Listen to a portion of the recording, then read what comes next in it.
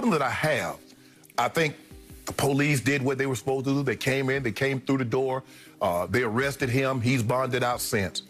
The problem that I have is that there's this thing that we're dealing with right now that's called mental issue. There's this rumor of Jake Paul and Ryan Garcia fighting on Netflix to replace Gervonta Davis, Jake Paul. If you guys haven't seen Gervonta Davis in another sexual assault allegation, lawsuits incoming, potentially criminal charges levied. We don't know yet, but we know that fight is up in the air, and I think that fight's not going to happen. You know, it already happened. You knew it happened, and you made the fight anyway. So now, based on something you already knew happened, now you're just saying, oh, no, because this happened, we're not going to do the fight. But you knew already in the first place. Yes, the history was already there. Yeah. Right, yeah.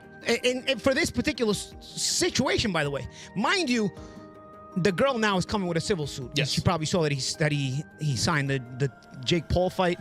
Shannon Sharpe didn't hold back after Gervonta Davis's arrest. He spoke firmly and said the victim needs real care and counseling.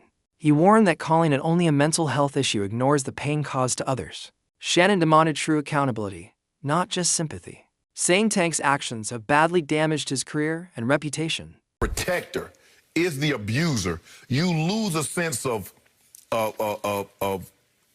protection of what you think a protector should do, because you're supposed to protect me from this. If someone is trying to do this to me, you're supposed to jump in and be my superhero. You're not supposed to commit this. Jake Paul reacted strongly on X after hearing about Gervonta Davis's latest legal trouble. His post showed frustration and disappointment, calling out Davis for being repeatedly unprofessional. Jake wrote, "Gervonta Davis is a walking piece of garbage. Working with him is a nightmare. Constant lateness, weird demands, arrest, and lawsuits. Supporting him means supporting the worst kind of behavior. I never wanted to give this abuser a platform to grow." He added, "My company stands for women. I'm sorry to everyone affected, the undercard fighters, my MVP team, and all who worked hard for this fight. It's sad that people like him can still rise in sports and culture. Fans need to look deeper than fake swagger." Biaki's post went viral, sparking debates among fans and analysts. With Davis's legal issues putting the fight in doubt, Jake started looking for a new opponent to keep the Netflix event alive. Reports say his team considered several names, including former UFC champion Francis Ngannou. But Ngannou quickly turned down the offer, saying he wasn't interested in a fight that didn't match his career goals. He made it clear he wants top-level boxing matches, not entertainment bouts, ending any chance of stepping in. We had to go right to the source. What can you tell us? Is there any possibility that Francis Ngannou will step in for Gervonta Davis and fight Jake Paul? No, there's no such of thing happening. Basically, like how can they go from like Gervonta Davis to Francis Ngannou? Like, I mean, Gervonta Davis is a fantastic boxer, but and is a one-shot knockout artist. But come on, like the way different and everything, it make no sense. You know, the Gervonta Davis, you count, you say, okay, the size different can level up. But at this point, for me to... Francis Ngannou spoke openly against rumors linking him to Jake Paul. He said he would never join a fight meant just for publicity. Ngannou explained that after facing elite boxers like Tyson Fury, fighting a YouTuber-turned-boxer would insult his skill and reputation. His response came after Jake's team hinted at possible talks, and Ngannou quickly shut them down, saying fighters should respect their craft and not turn the sport into a show for views. Fans praised his honesty, agreeing that a matchup with Jake Paul made no sense, either competitively or financially. And you say, yeah, Jake Paul, you know, he's fighting, and I'm like, no, bro, come on, don't, I mean, don't disrespect me like that. And then they even say like, they even come out after and say, and what if the number are good? He sent out some number. I'm like, it's not about the number. If it was about the number, we could have started talk. I would have tell you, I'm not just interested. It make no sense for me. It's not my what I'm looking at right now. So there is no dollar amount. It's more the opponent. The fight makes no sense. They could offer you $100 million and you wouldn't be interested. The fight made no sense. That's what I think. That's my my position.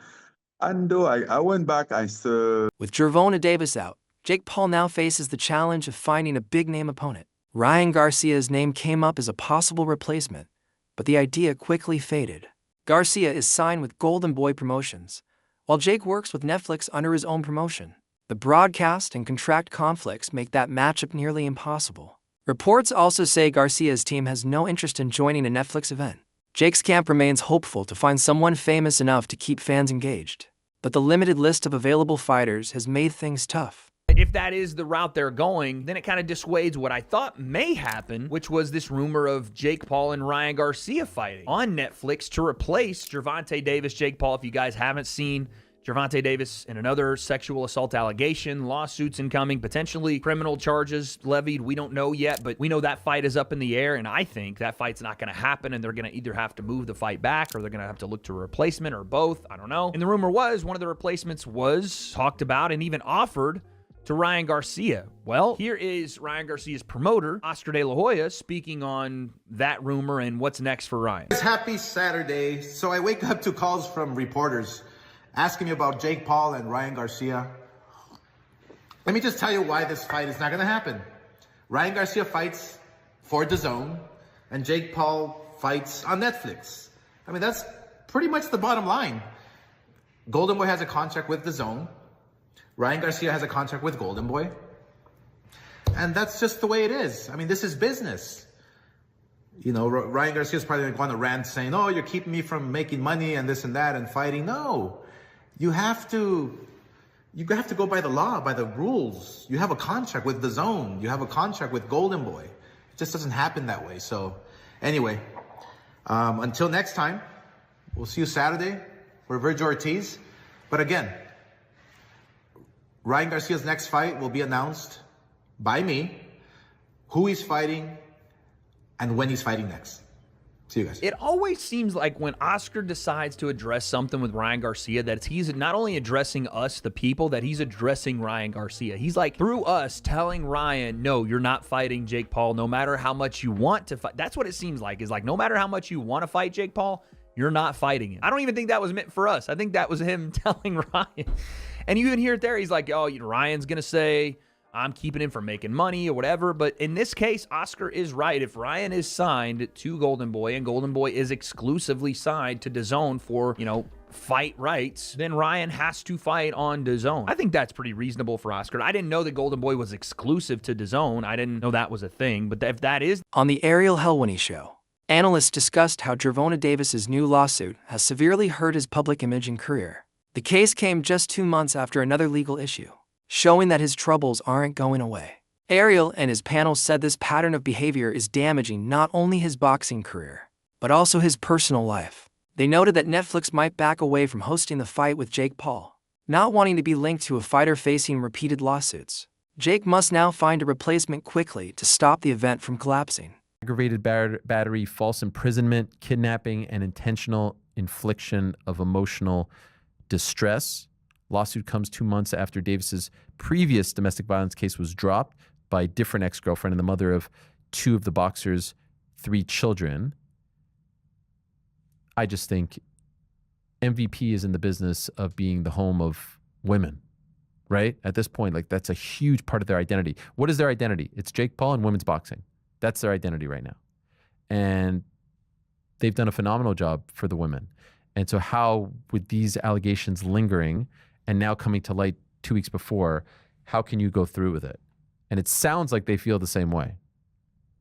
It's an impossible spot to be in. The only part I'd say is, like, you kind of know who this guy is ahead of time. Like, this is not exactly a shocking revelation like Tank Davis is. This is not the first rodeo. But I do think it's too close to the fight to really be, messing around here. Like, you got to figure out a new solution. And so there's been multiple reports regarding people that they've reached out to. Names like Ryan Garcia have been brought up. Terrence Crawford has been brought up. Francis Ngannou has been brought up. And Francis Ngannou spoke to TMZ today, and he did confirm that he was contacted. And the quote was, how can they go from Gervonta Davis to Francis Ngannou? It makes no sense. He was like, quote, we think about you to fight Jake. I'm like, what? Which Jake? Bro, come on, don't disrespect me like that. What the fuck is that? that might have been the most timely what the F is that of all time. What do you guys think about that stance from Francis? Because actually, there's a part of me that thinks, take the fight, you knock him out, you'll be like 65 pounds bigger than him, and it's a nice little feather in your cap. I think that was a great backup solution. I think Francis versus Jake is a great fight. If it goes all Compelling, according to too. plan, like he should theoretically get paid a bunch of money, knock out Jake Paul, and make off like a bandit. There is always the world where it goes awry. If he were to drop the fight to Jake Paul, that would Right, be but I mean, you look. could literally say that about any fight. Are you just saying that the risk is greater than the reward? I don't think so. In my eyes, losing to Jake Paul. Chael Sonnen gave his opinion on the issue, questioning why Jake Paul's team and the media are reacting so strongly. He said Gervonta Davis hasn't been proven guilty and shouldn't be treated like he. Yet Sonnen argued that Jake is overreacting by canceling the fight before any official decision. He reminded viewers that boxing has always had fighters with personal controversies, yet matches still go on. Sonnen suggested Jake might be using this as an excuse to avoid a dangerous fight. His comments divided fans. Some agreed with him, while others felt Netflix and Jake were right to protect their image. Tank has one job to do, which is to let anybody know that's listening that it doesn't make any difference, that boxing is a real sport. My skills versus your skills, of which I am an abundance of and of which you have none of. My life's commitment and dedication versus a second or third or fourth thought in the world of priority on your list. And I used to believe those things. Now, I go back far enough in MMA that I've had my eyes open a number of times.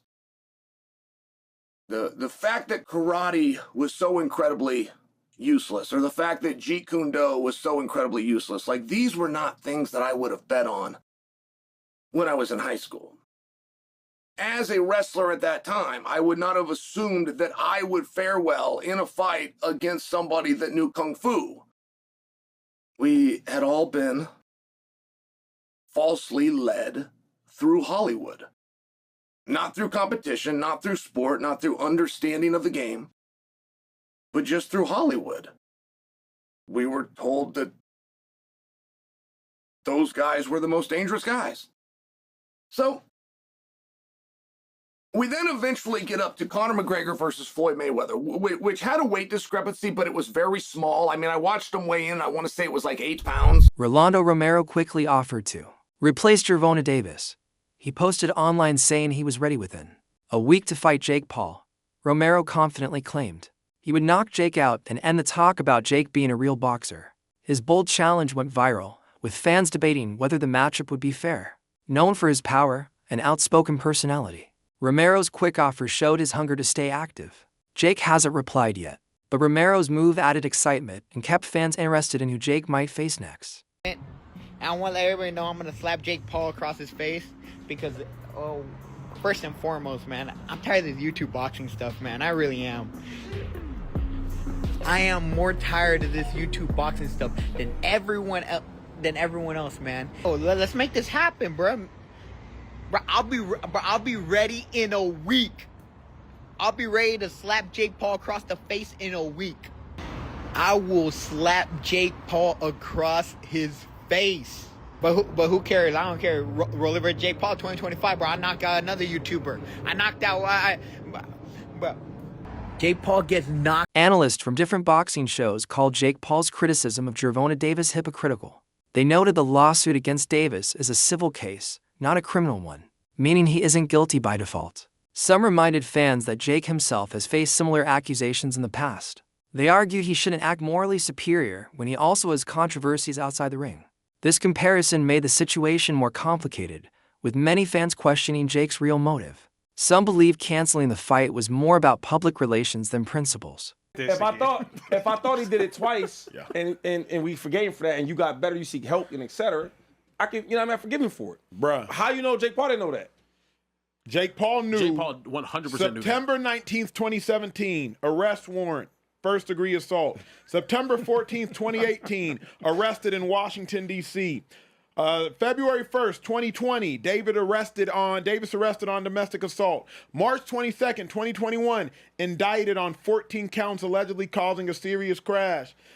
December 27th, 2022, days before a fight, arrested and jailed in Florida, domestic battery. July 11th, 25, taken into custody following a battery charge. October 31st, 25, Davis was involved in a civil fight with his girlfriend. I also shut up, Jake Paul. You knew what you was doing. He does not get this excuse whatsoever. Also, whenever you look at what Jake Paul has done since coming into the sport of boxing, he has been a champion for women in the sport. He has also been a champion of equal fighter pay and whatnot, right?